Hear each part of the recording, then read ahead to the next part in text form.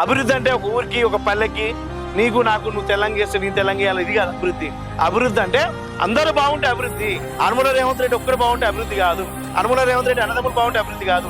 అనుముల రేవంత్ రెడ్డి దొంగల ముఠా ఉంటే అభివృద్ధి కాదు. అభివృద్ధి చేసింది మేము. ఈ రాష్ట్రంలో మీరు అన్న హైదరాబాద్లో మాకెందుకు ఓట్లు వేసారంటే 44 ఫ్లైఓవర్లు కట్టినాం, 36 ఓపెన్ చేసినాం, 4 10 రూపాయలు పెట్టి కత్తెర కొనుక్కొని ఈయన ఓపెన్ చేసి ఇంకా 4 ఓపెన్ కంప్లీట్ కాదు. మరి మీరు ఎందుకు ఓటం పాలయ్యారన్న? నేనేమంటున్నంటే దొంగ హామీలు ఈ రాష్ట్రంలో. ఇప్పుడు నాకే ఒక చెల్లి ఉంటుంది. నా చెల్లె బిడ్డ పెళ్లి కావాలంటే నేను ఒక 10,000 రూపాయలు ఇస్తూ మేనమాలు ఎక్కిచ్చేటు.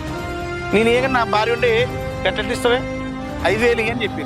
అలాంటి ఆడపిల్లకి పెళ్ళి అయితే కేసీఆర్ పెద్ద మేనమాయి 50,000, దాని తర్వాత ఆర్థికంగా బలోపేతమైన రాష్ట్రం 75,000, తర్వాత 1,16,000 రూపాయలు ఇచ్చి ఆడపిల్లకి పెద్ద మేనమాయి ఆర్థిక బలోపేతం చేసి వీళ్ళు అరాసపడబడి కేసీఆర్ 1,00,000 రూపాయలు ఇచ్చిండు.